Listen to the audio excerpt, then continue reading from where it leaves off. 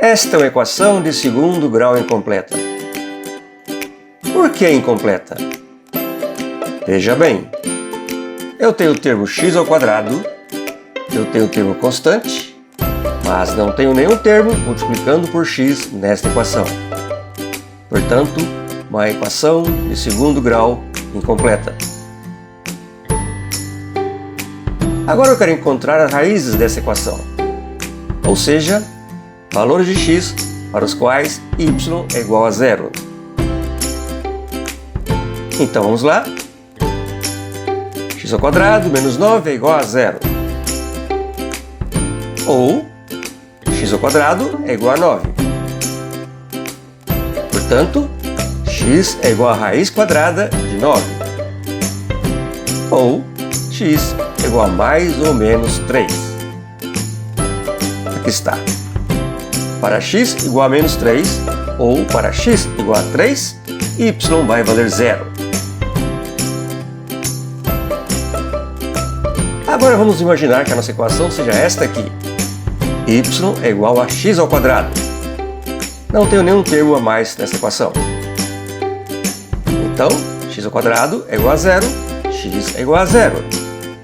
Aqui está. Para x igual a zero, y também é igual a zero. Agora veja como ficou a nossa equação. Y é igual a x ao quadrado mais 1. Novamente, vamos procurar as raízes desta equação. X ao quadrado mais 1 é igual a zero. X ao quadrado é igual a menos 1. Ou x é a raiz quadrada de menos 1. Epa! Parece que temos um problema aqui.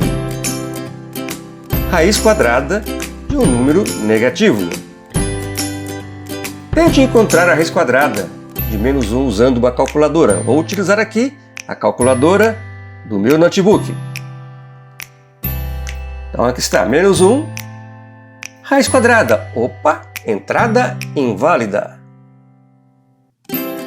Agora, pessoal, chegamos então à parte que realmente interessa neste vídeo. Como extrair a raiz quadrada de um número negativo? Durante muitos anos, a resposta para isto era: é impossível. Não existe nenhum número para a raiz quadrada de um número negativo, nenhuma resposta para a raiz quadrada de um número negativo. Até que um dia, alguém teve um estalo.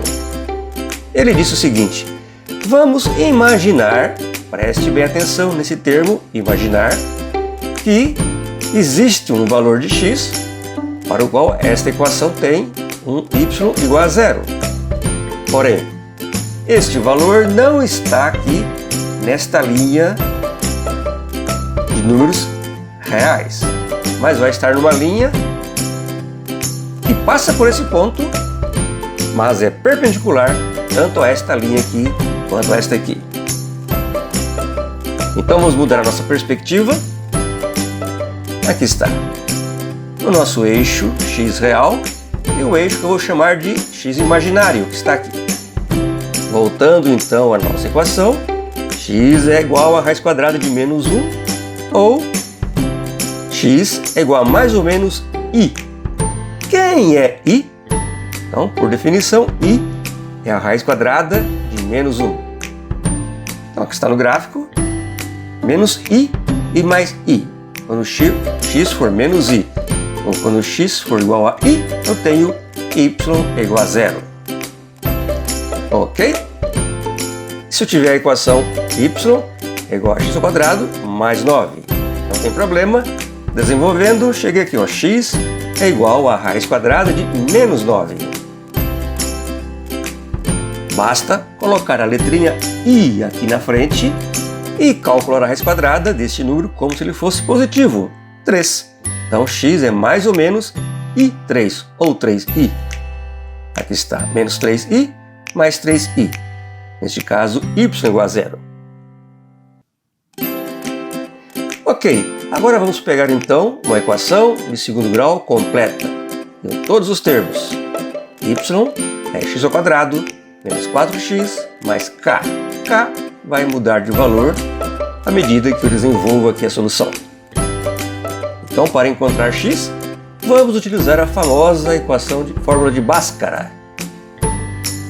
X é menos b, mais ou menos, raiz quadrada de b2 menos 4ac, sobre 2a, onde b, neste caso, vale menos 4, a vale 1 e o c é igual ao k.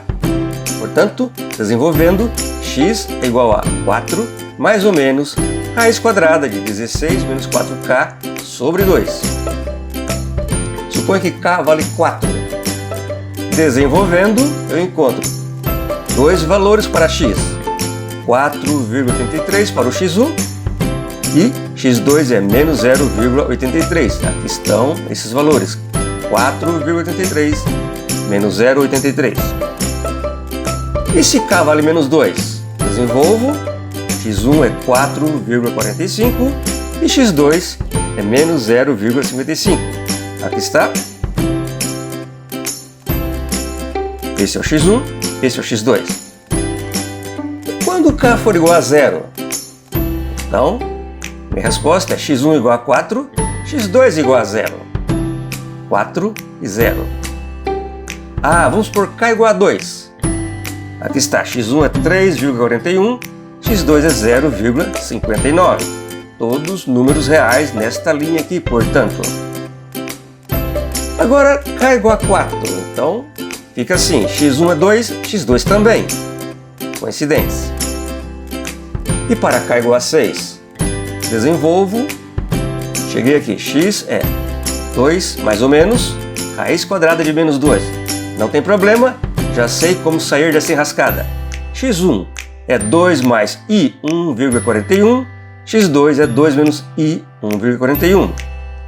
Tanto x1 quanto x2 tem uma parte real e uma parte imaginária.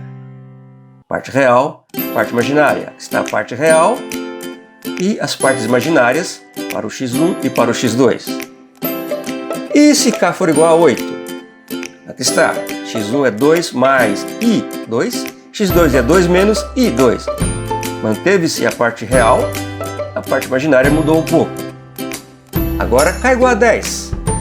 Então, x1 é 2 mais i2,45, x2 igual a 2 menos i2,45. Manteve-se a parte real, mudou mais um pouquinho a parte imaginária. Ok?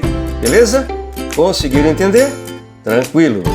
Então, depois dessa explicação passo a passo, bem pausada, eu posso definir o que é um número complexo. Um número complexo é uma grandeza que tem uma parte real e uma parte imaginária. Z é A mais IB. Ou eu posso escrever assim, Z é o módulo do Z com o ângulo θ. Onde o módulo do Z é a raiz quadrada de A ao quadrado mais B ao quadrado e θ é o ângulo cuja tangente vale B sobre A. Aqui está no gráfico a parte real, a parte imaginária, A e B. Aqui está o módulo do Z e este é o ângulo θ. Ok, chegamos então ao final desse vídeo sobre números complexos e números imaginários. Eu espero que ele tenha sido útil para você. Aguarde mais vídeos sobre este assunto. Um grande abraço, obrigado pela sua atenção e até a próxima oportunidade.